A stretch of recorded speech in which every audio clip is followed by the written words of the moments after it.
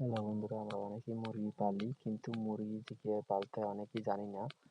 দেশি মুরগির লাভবান বেশি, এবং দেশি মুরগি পাললে এর যেমন বেশি লাভবান হওয়া যায়, তেমনি মুরগিতে বাচ্চা ডিমও দেয়।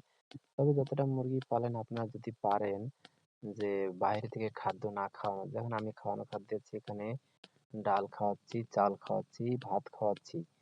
আর প্রতি মাসে আপনি ভ্যাকসিন দেবেন। সরকারি হাসপাতালে ভ্যাকসিন পাওয়া যায়, ওখান থেকে এনে ভ্যাকসিন দেবেন।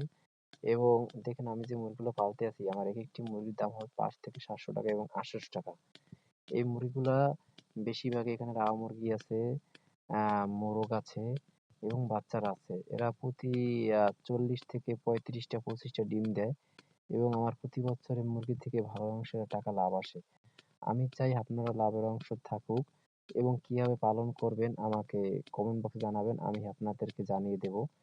আমার এখানে মুরগি আছে আনুমানিক 50টার মতো হবে, আরো আছে, কিন্তু সম্পূর্ণ আমি উঠাই নাই, কিছু উঠাইছি। যেমন এই দেখেন, এই যে মুরগিগুলো আছে, এই মুরগিতে প্রতিনিয়ত 2 থেকে 3 বেলা খাদ্য দিতে হয়, পরিষ্কার পানি দিতে হবে, এবং যে খাদ্যটার মধ্যে ভাত দেবেন বা খাদ্য দেবেন, সে খাদ্যটা পরিষ্কার পাত্র থাকতে হবে।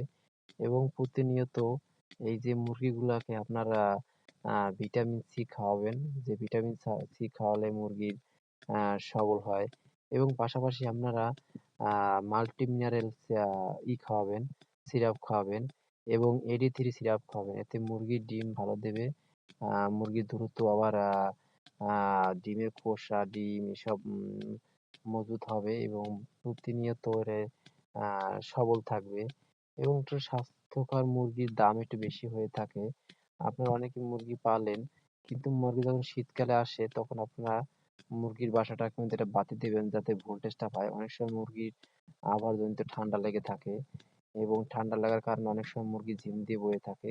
আপনারা মুরগি পালবেন, পালার সময় অবশ্যই একটা খড় ভালো মানের বানাবেন। এরপর আমি একটা ভিডিও দেবো আপনাদেরকে, সেই ভিডিওটা হবে যে একটা খড় কিভাবে বানাবেন, এবং একটি খড়ের মধ্যে কতটা মুরগি রাখলে মুরগিগুলো এমন স্থায়িত্ব হবে।